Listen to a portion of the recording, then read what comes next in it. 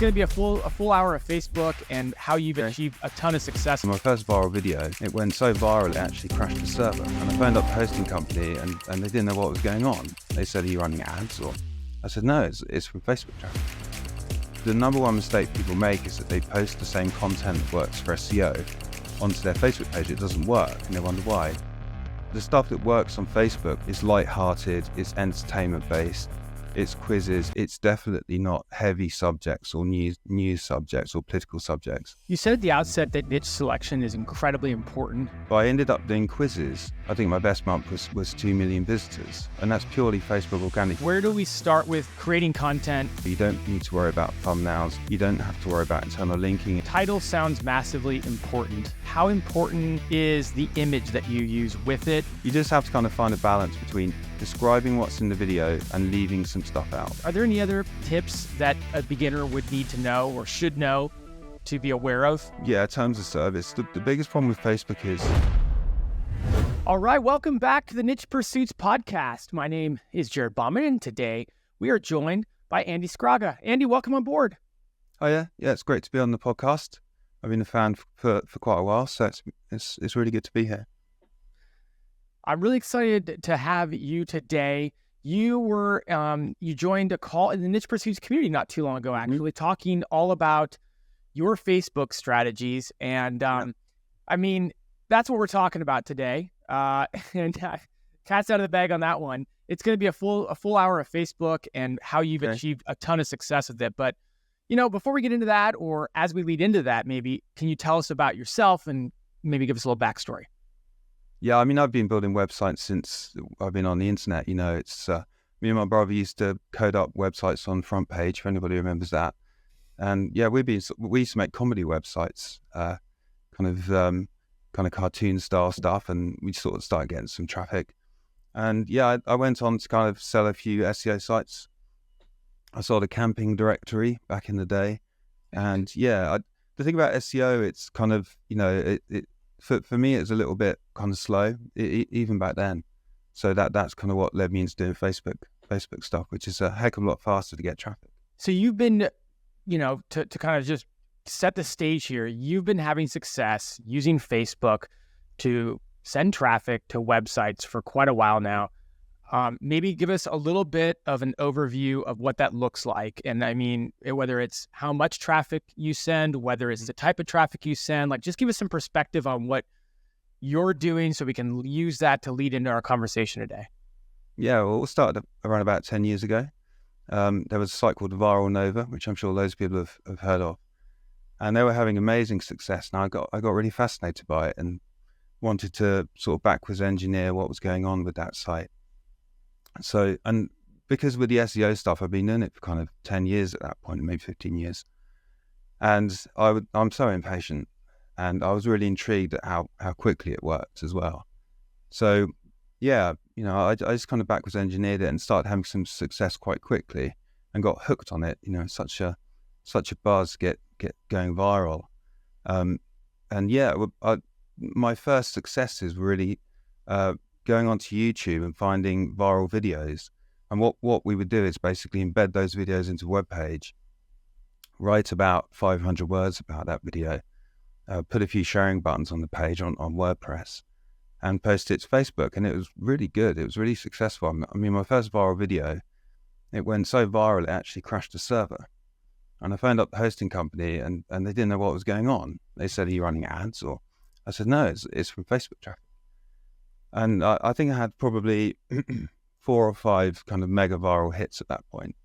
And that made some good money back then. But I ended up doing quizzes. So that's kind of, I've been in the quiz niche on Facebook for about kind of 8 years. And it's been really good. It's been really, quite successful. Hey everyone, Spencer here, founder of Niche Pursuits. Are you adding a new internal link pointing to each article you publish? You should be. Ever find it time-consuming and a bit overwhelming? Remembering what content you publish and deciding which anchor text to use can be a real headache. What if there was a better way? Well, that's exactly why I created Link Whisper. Simply click Add Inbound Internal Links, and Link Whisper will scan your site in seconds and suggest the most relevant links with appropriate anchor text for your new article. Now simply check the box next to the internal links you want to add, and Link Whisper will add these links for you. No need to go into each article, edit, and add the link. It's already done.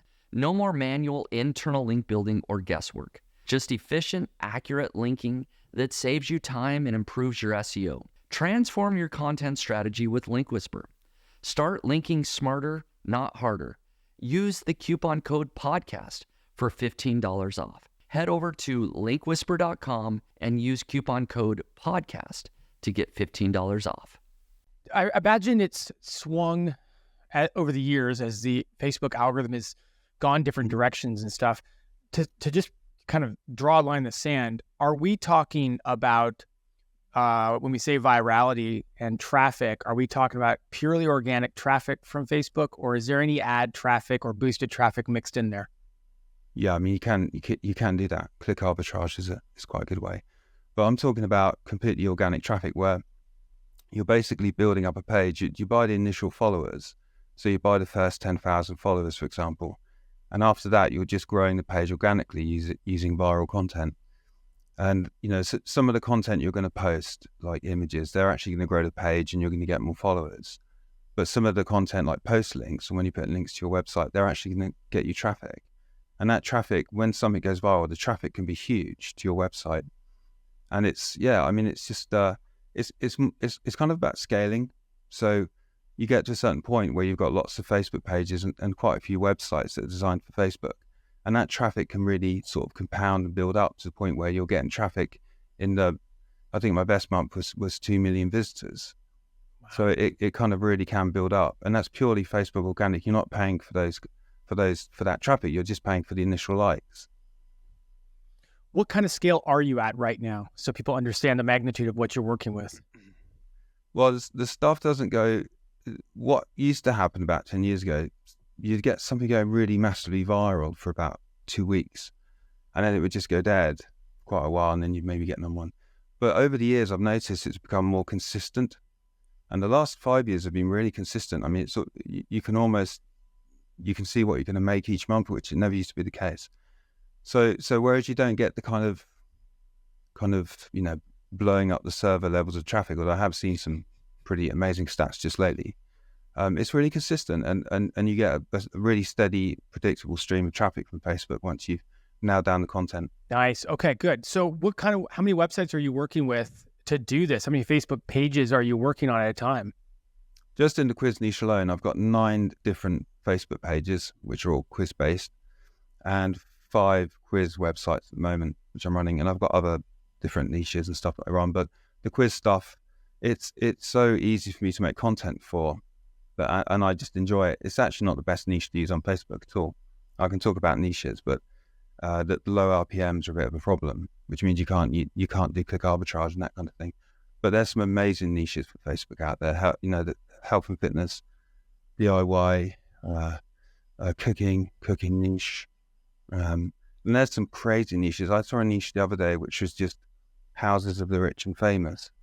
And the person with that site made £1 million last year from Facebook traffic. So, about 80% of the niches that work for SEO can work on Facebook. Well, let's get into the meat and potatoes today. And man, I could ask you a lot of questions as it relates to the algorithm of old for Facebook and what used to work versus what works now, and the changes. But in order to make this as practical as possible, I would just love to center our conversation today around what's working today in your Facebook strategy.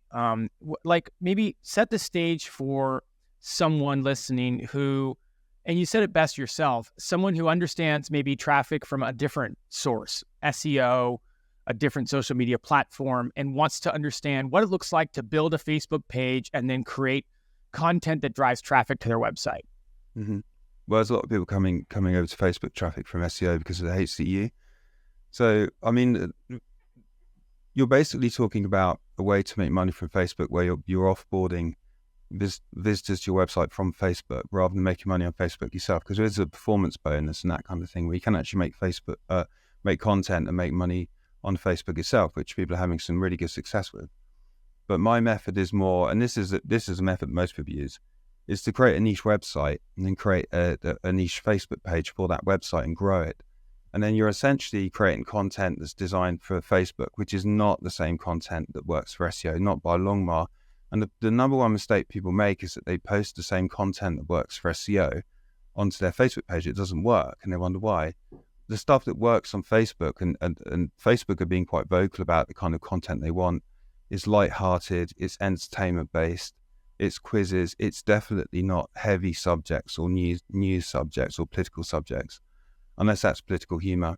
You know, it's all about crafting the kind of content that's actually people are willing to click off of Facebook. They don't really want to click off of Facebook and go and visit your site. So if you've already got an SEO-based site, which a lot of my consultation clients have got, and you want to pivot onto Facebook, the number one task really is, it's not so much building up the page. That's quite a straightforward process. It's actually creating the kind of content that resonates with your audience and gets it to go viral, because if they love the content, they're going to share it and you're going to go viral. And to be honest, most of the traffic comes from the viral content. It's not the kind of drip kind of thing. So with a standard niche website, you're probably going to have to look at creating a new page template and a new style of article that's going to work for Facebook. And that's typically listicles. So it's things like the 10 best, the 10 worst, this versus this. So this brand, Coke versus Pepsi. Or it's emotional stories. It's things that trigger people's emotions. So that's kind of the animal rescue stuff that you see. So if they sort of rescue a deer from a frozen lake, and it's typically a YouTube viral video. It's just been basically repurposed for the webpage, but it makes a great Facebook content, and you can create so much this content, because you could create 4 Facebook optimized articles for the time you'd spend on one SEO article. So you can create hundreds of these articles and just schedule them on. If you start from scratch, niche is everything, and the niche level is everything as well. It's a bit like SEO, where if you go too broad, it's not going to work, and if you go too niche, it's not going to work.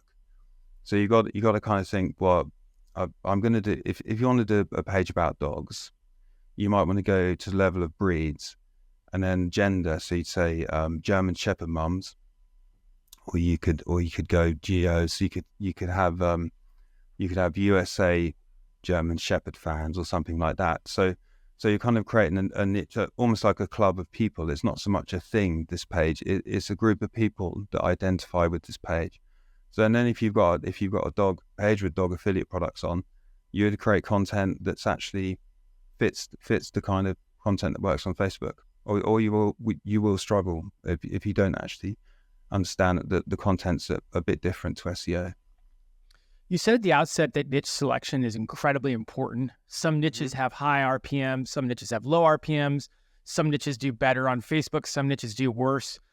Again, thinking from a classic SEO standpoint, there's ways to research and validate a niche before you go into it. You see the competition, you look at things like conversion rates and RPMs and this sort of thing.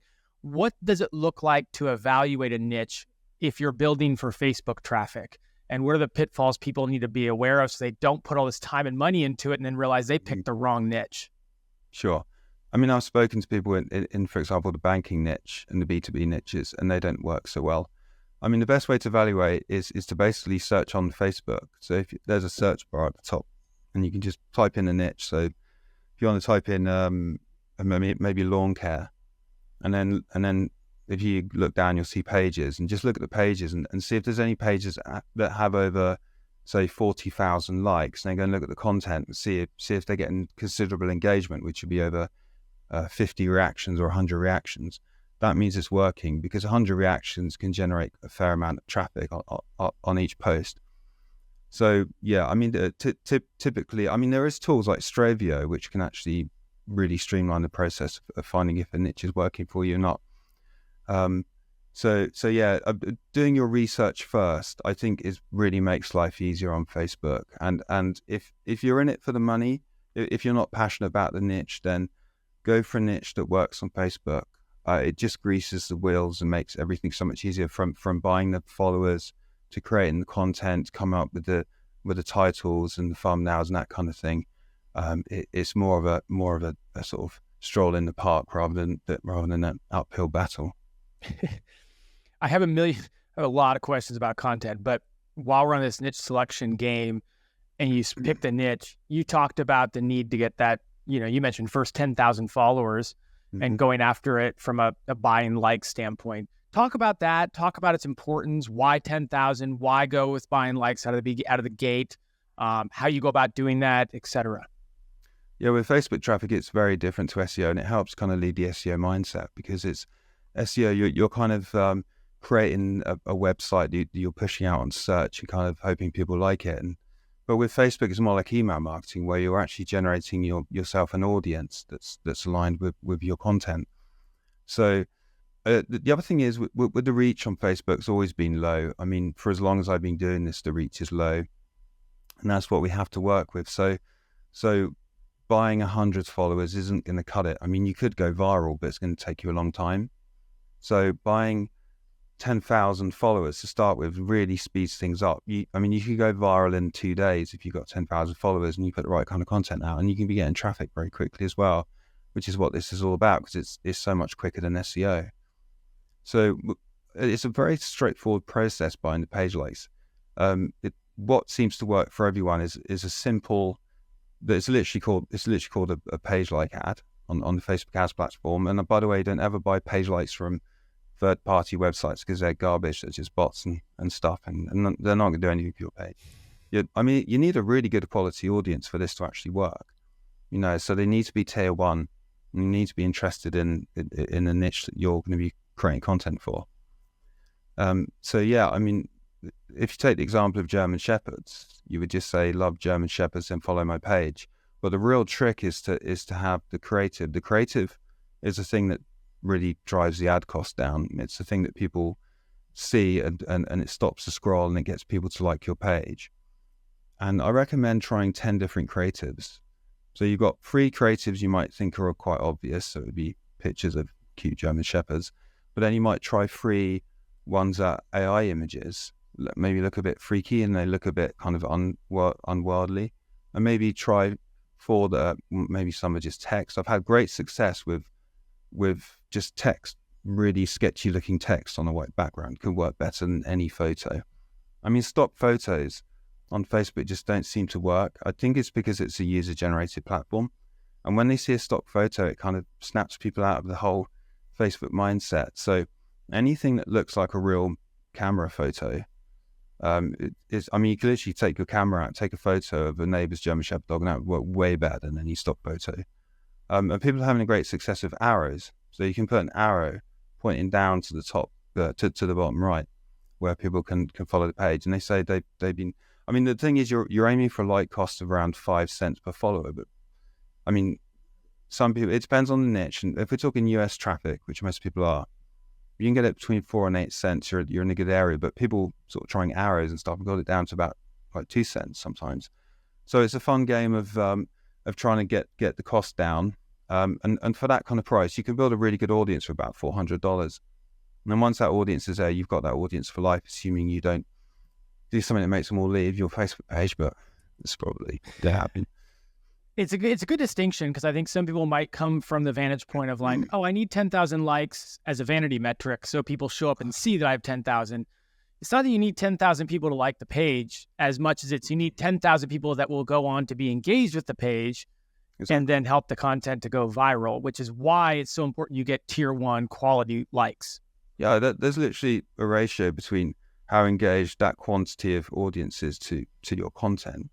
So you could have a page of 3 million, but if they're not aligned with the content, it means nothing. You're not going to get your reach. In fact, it'll be worse.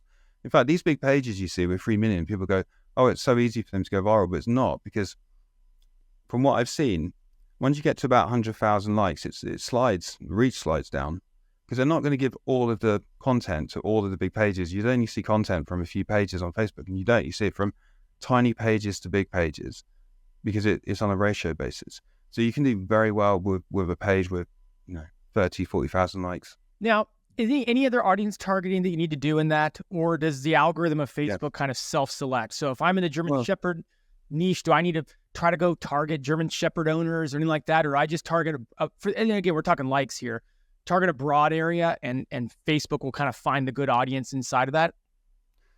Yes, they can, but for a beginner, I'd recommend interest targeting first. So you would literally go in there and there's interest targeting within Facebook ads platform, and you would just type in, it will have things like dog training, have German Shepherd related products and things like that. So you want to try and build up an audience of millions of people, but by layering up these interests. So you've got all these different interests. You might select about 10, and you'll get to millions of people you can potentially reach. And that's the best way to start. But the trick is not to run those ads more than $10 a day per ad set, or $20 a day per ad set once you get going, because that increases the light cost. Once you've got going, then actually try with no interest targeting, because the Facebook ad algorithm is insanely good, and it will find those people that follow that page. And the more you use the ads, the more clever it gets. It gets really smart about the kind of people that work well with your page. So beginners, definitely interest targeting, but also A/B test, no interest, or A/B test, just one interest, and just keep trying to get that ad cost down, because the lower you get the follower cost down, the bigger the audience you can build with your budget. So $400-500 ish gets you to around 10,000 likes. Before we move, roughly, of course, niche dependent and ad dependent and targeting dependent and how much you're willing to test dependent. But with that being said, trying to give people a little bit of a framework,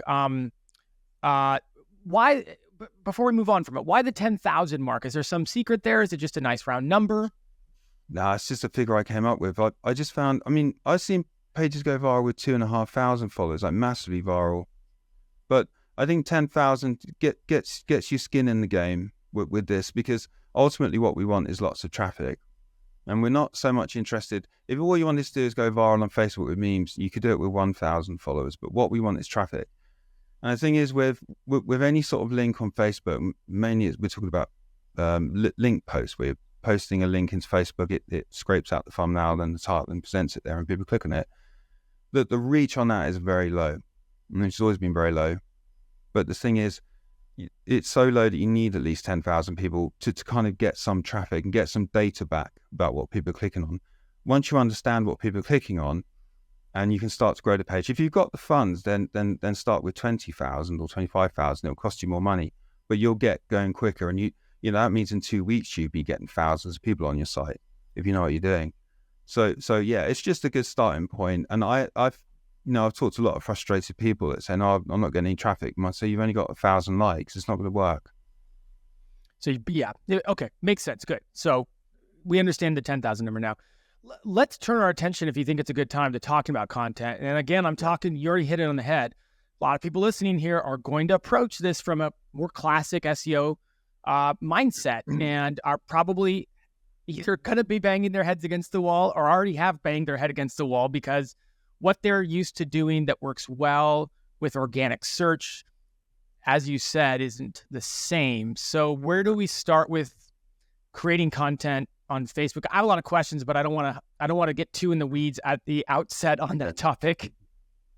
Yeah, the thing about Facebook content is it's way simpler than SEO. You don't have to worry about a lot of stuff that you worry about with SEO. There's hundreds of components to SEO. I do SEO myself, and it's quite complicated.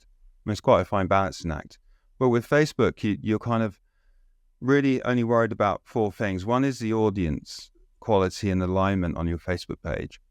And the other thing is your content, the content of your web page, the page title and the thumbnail that's on that page. Those are kind of 4 main ingredients to stuff getting traffic and going viral. And people have come back to me and said, once I kind of nailed down that thumbnail and that page title, things really started to work and click. So the quality of the writing actually doesn't need to be anywhere near as good with SEO. You don't need to worry about thumbnails. You don't have to worry about internal linking, except if you want to promote other articles or you want to promote affiliate products.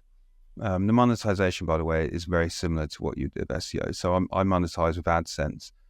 Mediavine is a great fit for Facebook. As far as I know, they don't have any problem with Facebook traffic. And affiliate marketing works really well because you've already got that niche audience coming from Facebook. So yeah, if you're in the dog niche and you've got niche affiliate products, and that niche is going to work really well. So yeah, the content you can it's more the scale of content is a problem, because you're going to have to be posting a lot of content on Facebook to reach the kind of traffic levels that you might have known with SEO. So I recommend having about 400 articles on your site. The dedicated Facebook content. You can cycle over a 30 to 40 day period. So you'd kind of post maybe 3 or 4 of those a day, in between some viral memes and stuff like that. And then once you get to sort of maybe day 35, you cycle back and start posting from the beginning again. And you can do that for quite a long time. I mean, you can probably do that for over a year without changing the content. So actually it makes it very passive at that point. So yeah, I mean, the content, like I said, listicles work great. It has to be entertainment based. It has to really kind of stimulate people's emotions, whether that's a positive or a negative. Positive tends to work better. So I mean, humor stuff works great. Stuff that gives people a little tear to their eye, like an animal rescue, works really great. The other trick is to do a kind of brand loyalty thing, where people really get obsessed about Harley Davidsons or a certain type of car. And if you can kind of say, why Harley Davidsons are better than sports bikes, you can really sort of create some great content. And what the good thing about that is it gets people arguing in the comments. And so many articles go viral because people are just arguing in the comments. And if you post it again, it doesn't go viral because you don't get the same arguments going. So anything you can do to kind of, within obviously terms of service on Facebook, to get people having a little disagreement in the comments is going to be brilliant for your post reach and traffic. What recommendations do you have for people who are stuck brainstorming about these sorts of things? I mean, chat hearing, chat. Okay, I was going to ask you, like, can AI help? I'm almost thinking in my head, like, for those people like perhaps myself who can think through an SEO article like we're drinking water, just it's so natural. I hear you talking about content on Facebook in the same way. And so for you, it sounds like you could probably just take German Shepherds and just come up with 100 article topics right now that have a chance of doing well. But for those people who aren't in that world, like ChatGPT, but like, how do we brainstorm out of what we know into something like this?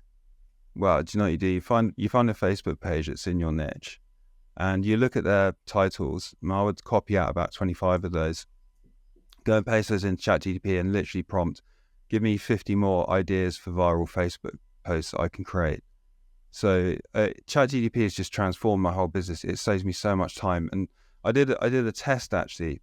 I took my most viral quiz titles, and obviously I spent a lot of time just trying to figure out how to make titles that people click on. It's a very important part of this whole thing. And I tested against the one ChatGPT gave me, and they worked 2 to 3 times better than the ones I could think up. So it's a very valuable tool, and I've used it for so many things, like coming up with. On my site, I've got thousands of captions I got made from ChatGPT. So I fed in 10 years worth of data I've got on viral captions, and I said, right, make this for every niche, and it works so well. So then I made images for those, which I give away on my website, and they just work incredibly well. So, I mean, ChatGPT is just a game changer for this kind of content. I mean, that's the thing, if you get ChatGPT write you an SEO article, I mean, it's not going to work that well, but you get it to write you a 10-step listicle for a Facebook article, you're going to do minimal editing. You get a VA to make you 100 of those in a couple of days, and they're just perfect Facebook content. So, yeah, I mean, brainstorming with ChatGPT is something I do pretty much every week. The title sounds massively important.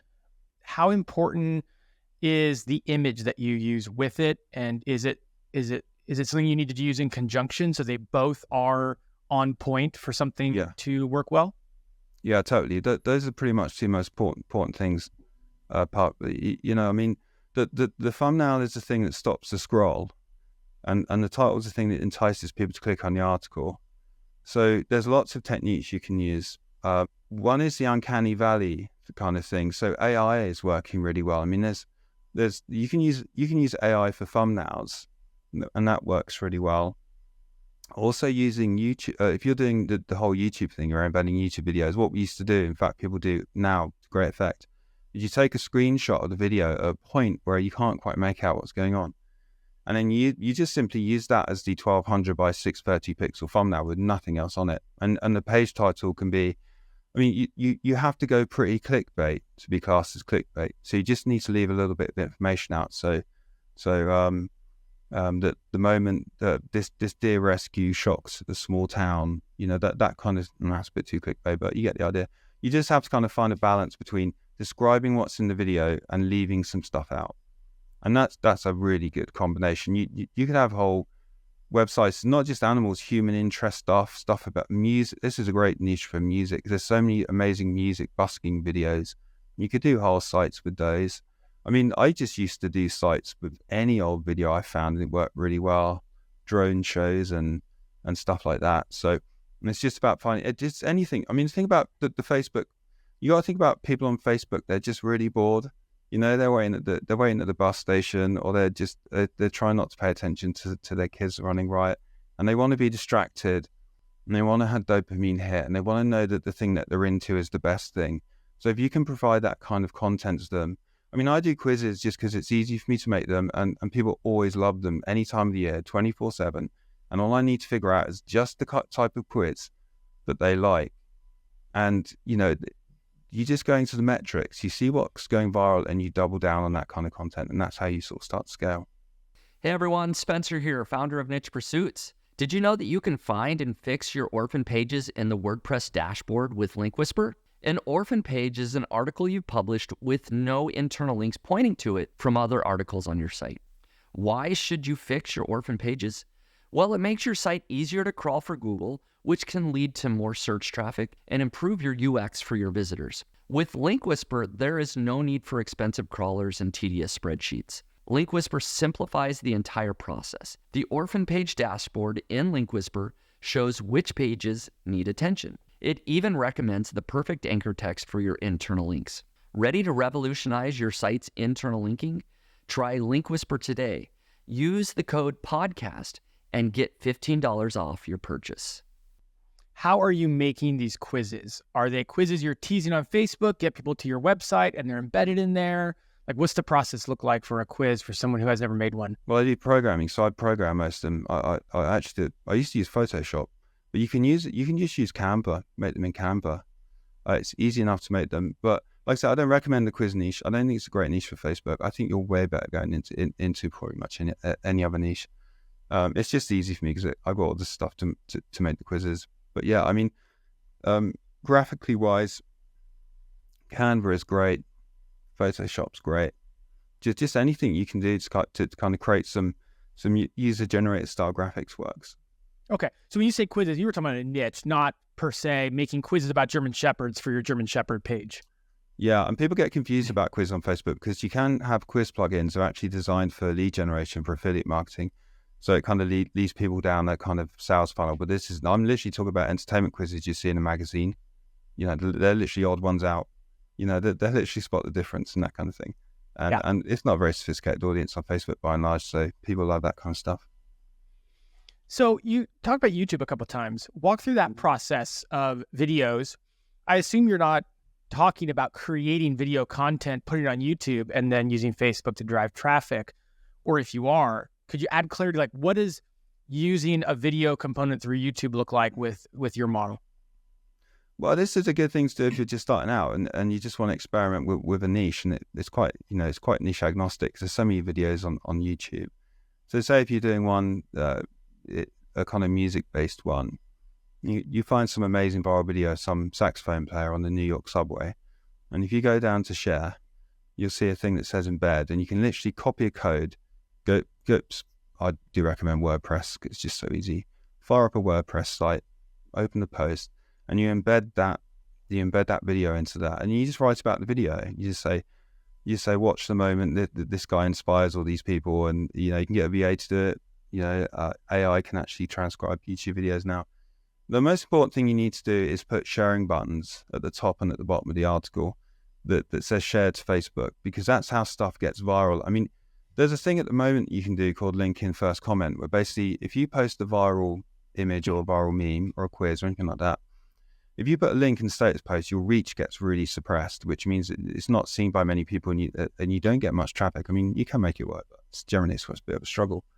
But if you put a link in the first comments, you get nowhere near the reach suppression. In fact, I've done some testing last week, and I found that if you post a bunch of images, and I was just using quizzes, and if you put a link in the first comments, I actually got more reach than not having a link. That's pretty awesome. So yeah, I actually recommend putting links in comments now just because it increases reach. But yeah, ultimately when it goes viral and people start showing your web page, which is what you want, because people just share the post, you're going to pick up more followers and you're going to pick up more engagement, but you're not going to pick up more traffic generally. You want people to actually click that share button and share the web page, and then you're going to get loads of traffic. It's going to go all over go all over Facebook. So yeah, I mean that's literally it. I mean, it's really a trick about finding good content because it's a no-brainer. Just embedding the video and writing a bit of content about it. And the thumbnail is just a screenshot. Literally, just take a screenshot at a place where it looks a bit strange. There's a site called the dodo.com, which people must have heard about. It's about 12 years old, I think. And they've been doing this for literally a decade, and they never change their tactics because it works so well. And there's a whole history of videos on there that you can go for inspiration. You can go to the Wayback Machine and go to Upworthy and the Dodo and get loads of ideas for this sort of stuff. I mean, it doesn't work as well as it did 10 years ago, but if you do it consistently every day and you post loads of videos, you can get an amazing amount of traffic from this. And it's really easy to do it. You can just get a VA to do almost all of it as well. I'm going to ask the question that as a podcast host, I've been around long enough to know that the answer is so many factors and it depends, but I've got at least to ask it, and maybe you can help work with me. The idea of getting a post to go viral. And obviously there's still no real exact formula from having been in this seat for a long time, but it still begs the question, what other things can you do? What other things are part of the equation that at least help nudge it towards virality? And you've shared a lot of tips already, by the way, just to be clear. I'm not trying to discount what you share, but any other things that you've noticed from all the pages you've managed that kind of help a post or seem to correlate when a post or when an article or when a video or something goes viral? Well, it's not the time of day. It's generally not stuff that you can correlate that way. If you try and make a post go viral, it won't go viral. If you put ads behind a post you think will go viral, it will not go viral. If it was that easy, it's not. I mean, you look for patterns. So the trick is in the first 3 months of doing this, and even people that have had amazing success straight away, have had the first 3 or 4 months of being experiments. And you experiment with different kinds of content. So you spend a couple of days posting a certain kind of image or a certain kind of content. Maybe it's an image with a load of text in with a bright background. Maybe it's some user-generated content. Maybe it's like an AI type thing that you're doing. And you go into Facebook, you log in as the page, and you'll see a button called Insights. And you look at Insights, you look at content, you go through all of your posts, and you look at anything that's starting to pop off and go viral. Some stuff may have gone quite viral. That means anything over maybe 10,000 reach, or even less. I mean, maybe 1,000 reach is enough to tell that something's working. And you have a look at that and you say, what is it about that worked? Now, typically what I find is that it's the simple stuff. It's the black and white, the monochrome stuff, the stuff that looks... I remember once I did a quiz where it was so terrible I nearly chucked it in the bin. And that was one of my most viral quizzes. I really screwed up the graphics and stuff, and it actually worked incredibly well. So it's really unintuitive. If you use your intuition, you're going to fail. You need to use the data. It's exactly the same. I mean, I've done lots of work in Facebook ads. I've worked with big clients with Facebook ads, and we came across exactly the same thing. Is that the more user generated, and I'd say more sketchy it looks, but it needs to have a certain sketchiness about it, and it works really well. If you make it all glossy and corporate, I mean, it just tanks. And that's the thing. I mean, that's one thing it can be. The other thing, I mean, if you've got multiple Facebook pages, which I recommend, by the way, so say you're in the German Shepherd niche, what you want to do is have 3 different pages and sub-niches. So German Shepherd mums, USA German Shepherd owners, maybe German Shepherd owners for English-speaking Germans. And you post the same content from the same website, but to the 3 different pages. Now, what you can do is cross-promote the same post, which increases the chance of that post going viral. And I've noticed a definite correlation between the same post being posted across the multiple sites that I've got, the multiple pages that I've got, and the thing going viral.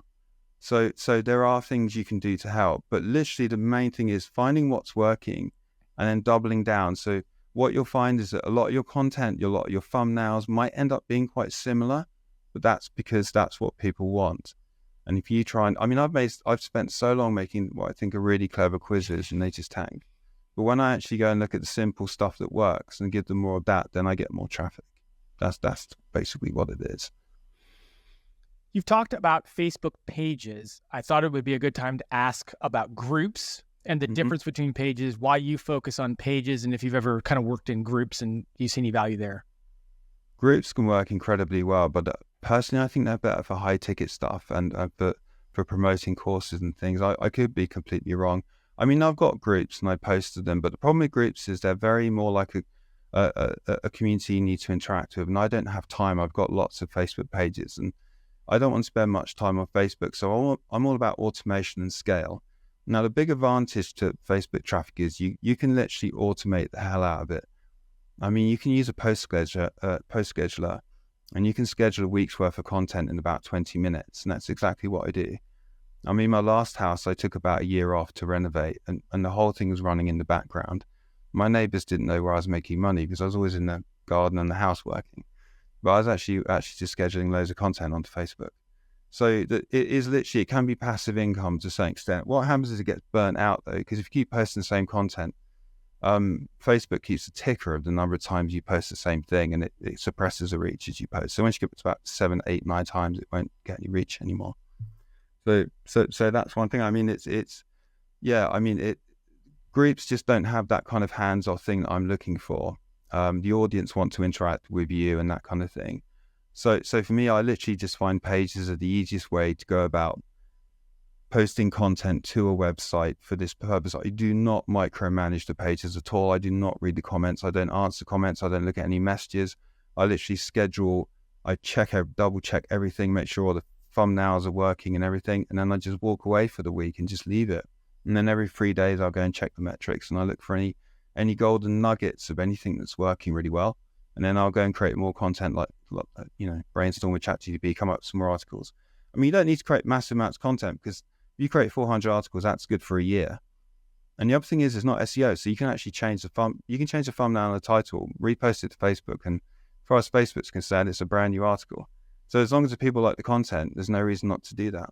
Well, you literally are reading what I wanted to ask about next. So perfect transition, how to scale, how to automate the process.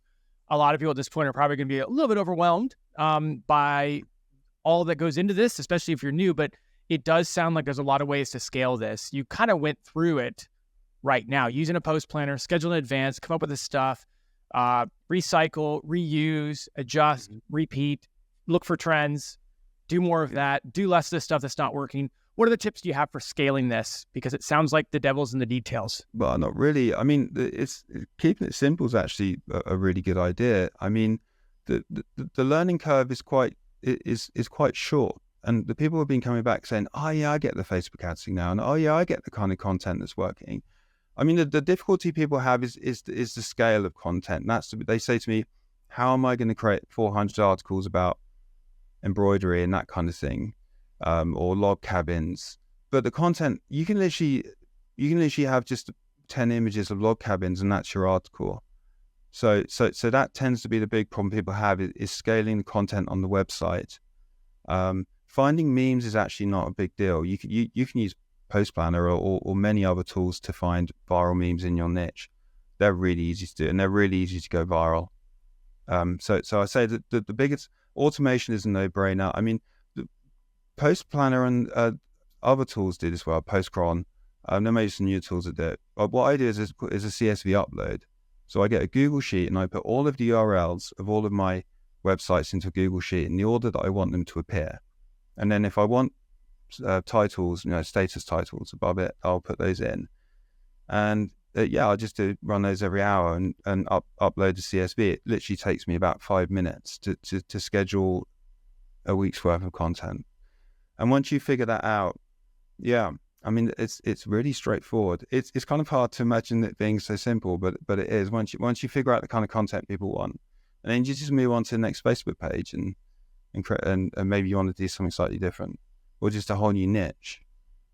And that's how the big people do it. They've got loads of Facebook pages. People that make big money with this some have got 100 Facebook pages and maybe 25 websites. My competitor has about, I reckon he's got 40 quiz websites now, and they all use exactly the same theme, the same quizzes. They just use a different logo and a different title and a different Facebook page. But it works really well because they make loads of money consistently for years. You mentioned the difference between posting on Facebook and including the link versus posting the link in the first comment. Yeah. What other, and the dramatic change in reach that gets, are there any other tips that a beginner would need to know or should know to be aware of in kind of going about this? Yeah, terms of service. The biggest problem with Facebook is that they're really trigger happy about banning people. So I advocate being super white hat about everything. Don't try and game the system. Don't do clickbait if they say they don't like it. You don't need to do it anyway, because you can get really good success by actually not doing that. So you have to be very careful if you're in the supplement niche or even, some. I remember we had problems once running ads for a client because we said they could save money, and Facebook rep actually told us you can't say you can save money. I mean, they're a bit strict on ads than they are with content, but they do actually look at the content with human evaluators, and they do look at your website. So you have to be very careful. You can't go putting content on for kind of CBD products and stuff and expect Facebook not to actually ban your page. And there's no comeback. It's all run by bots. There's no human at the end of the line to restore your Facebook account. So be super white hat. If you're doing this as a business and you're investing in Facebook pages, you need to have your business partner become an admin of those pages, because if you get any problems, the page still exists, you still have that asset. So it's just taking that kind of things quite seriously. You have to study the community guidelines, what you can and can't say. I mean, I know you'll see stuff on Facebook that you think, wow, that's pretty, how did they get away with that? But that you don't need to be that person. You need to be super white hat, because if they take that page away from you, you literally pull the plug. There's no comeback on that. So just be really careful of that, especially if you're in a slightly kind of dodgy niche. Have you had that ever get caught up with you before? Have you ever had a page get shut down or something? I swear I might be paranoid about this, but I had a quiz. I was doing a fruit machine type quiz, and I did some graphics. They looked like it was two cherries, fruit machine cherries, and the page got basically suspended, and I just think they looked a bit rude. And I think that's how prudish they are. So I never did that kind of graphic again. And the other one that got me paranoid, I did a Batman logo quiz. And I don't think they like copyright stuff. So I would never touch anything that's like a Marvel logo or a Disney stuff. I'm sure they have algorithms that detect that kind of image. You can say click on this image as much as you like, even though they say terms of service. You can't say click on this. I do it all the time, and it's no problems at all.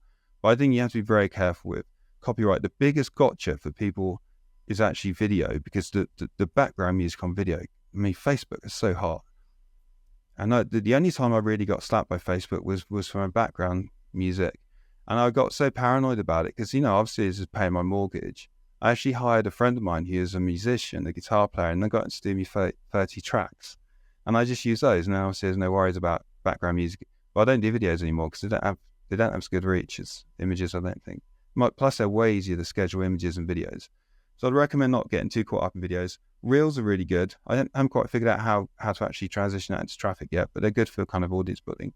But images are just so good and so easy to schedule and so easy to get and so easy to make. Just stick with images.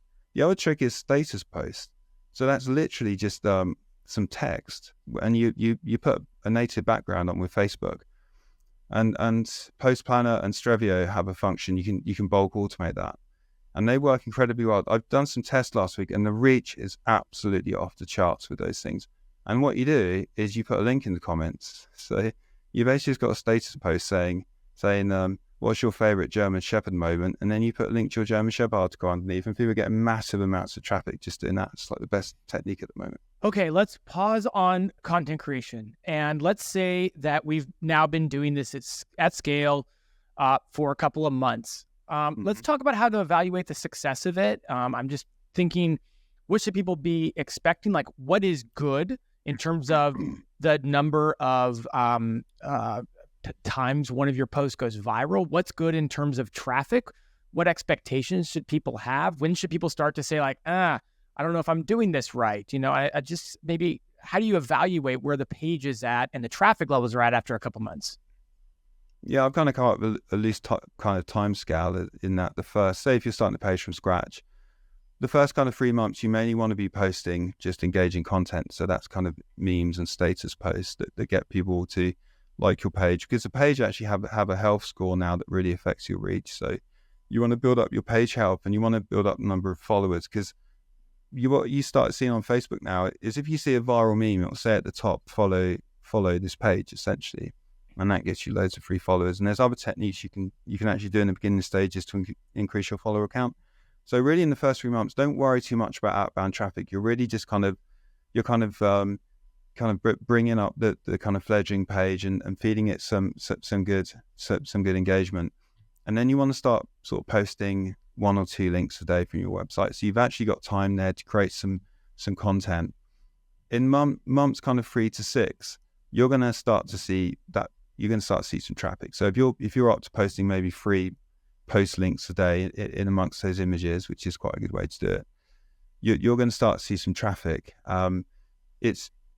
You really want to be posting about 6 to 8 of those links a day ultimately. I mean, that's generally up around about month 6.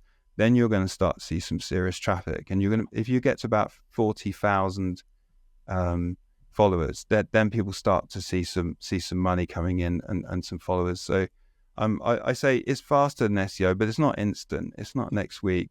I mean, by month 6 to 12, you could be seeing some really good traffic and income. And by month 12, typically your pages are over 50,000. You've typically maybe up to 12 posts, maybe even 24 posts a day, like I do on my pages. If you want to optimize for traffic, you need to be posting a lot of post links or a lot of linking comments. Obviously, the main thing there is to be consistent about what you're doing. So if you are doing linking comments, just do linking comments for months, or just do post links. If you keep mixing it up, this just confuses the algorithm. It confuses people. So yeah, realistically, you're going to start to see some good success around months 4 to 6, and then you're going to get a really good idea about what to post by around about month 3 and 4. People have said to me around about month 3 and 4, I really understood then what people wanted from content wise, and then I hired my VAs and I got them to bulk create that kind of content, and then you'll be running by month 12, and then you'll be wanting to be making the next Facebook site or making the next Facebook page.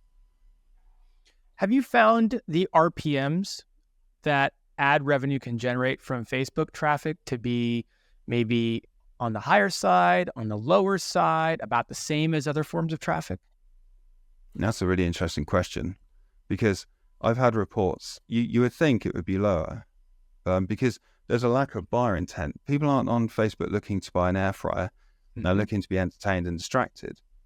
I mean, and I've always assumed that there is, but my main niche is quizzes, and there's low RPM anyway. Whether you get traffic from search, some of my sites are search-based trivia quiz sites, but people are reporting some really high RPMs in certain niches. In fact, I've seen some screenshots of RPMs that are absolutely trashing anything on Google. I mean, literally, Google was like $21, and this was like $52 from Facebook, and I can't understand why that is, except if it's to do with your audience alignment that they're getting coming through their posts. So it's a very up in the air question. I think assume the RPM is going to be the same or slightly lower, but it could be much higher. But I don't think it's going to be really much lower than SEO. I've not really seen that. You think it would be, but I've not really seen it.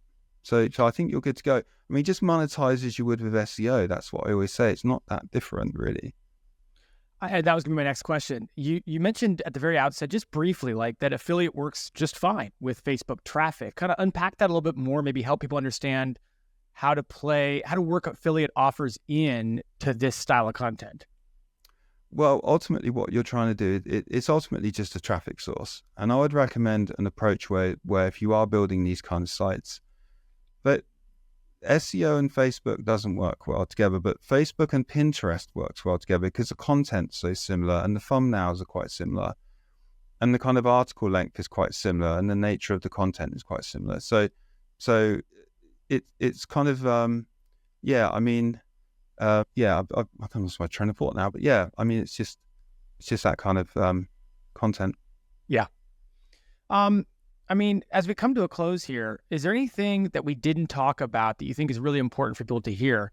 And I ask that because we talked about a lot, and I want to make sure that we don't leave people on a cliffhanger here. Like, did we go through everything, or is there any other key areas we need to address?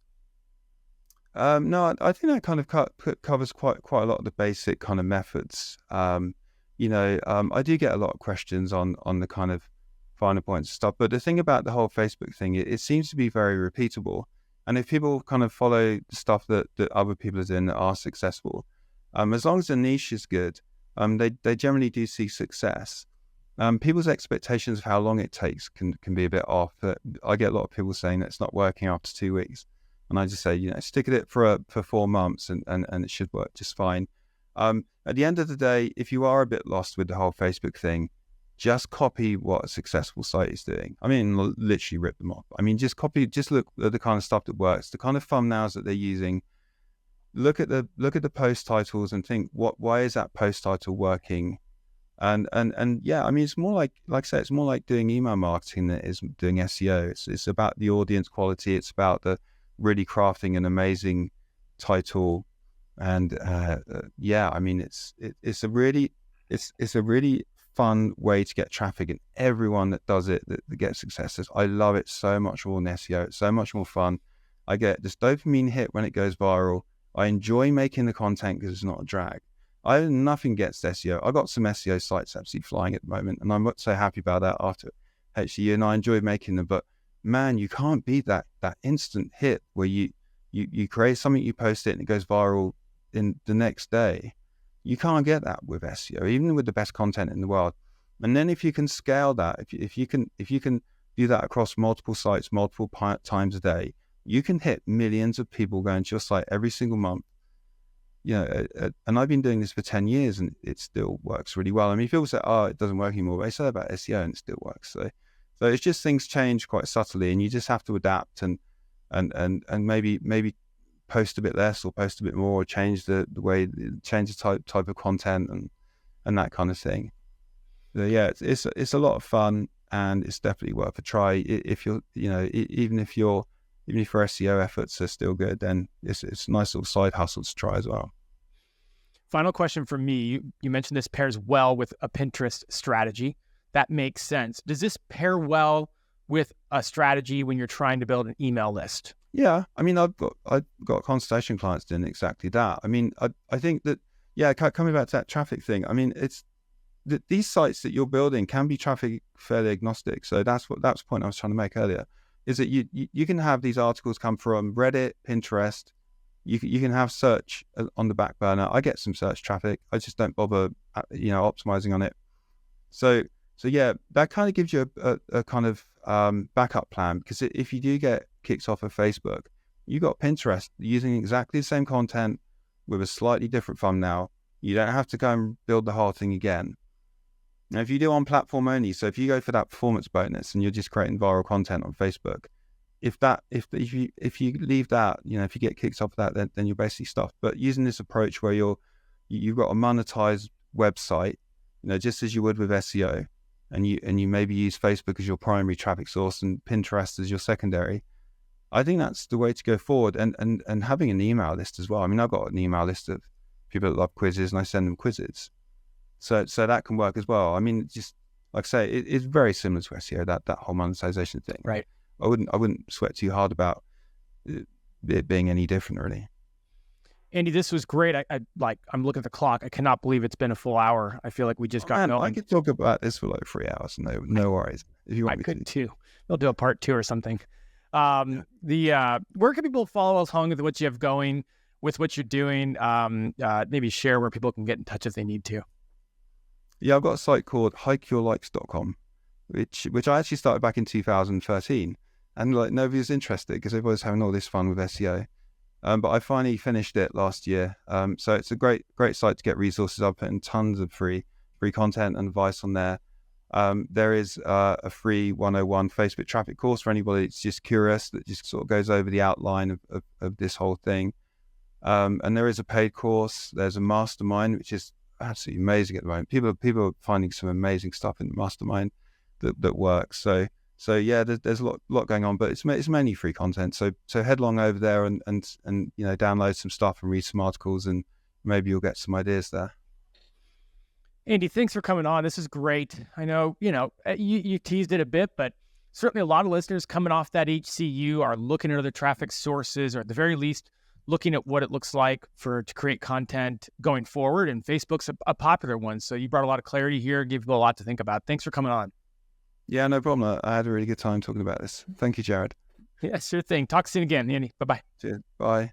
Hey, everyone. Thank you so much for listening to the Niche Pursuits podcast. I just wanted to remind you that if you are ready to start building smarter, faster, and easier internal links, you should check out Link Whisper. You can get $15 off Link Whisper when you use the coupon code PODCAST at checkout. Head over to linkwhisper.com and use the code PODCAST in order to save $15. Thanks again for listening.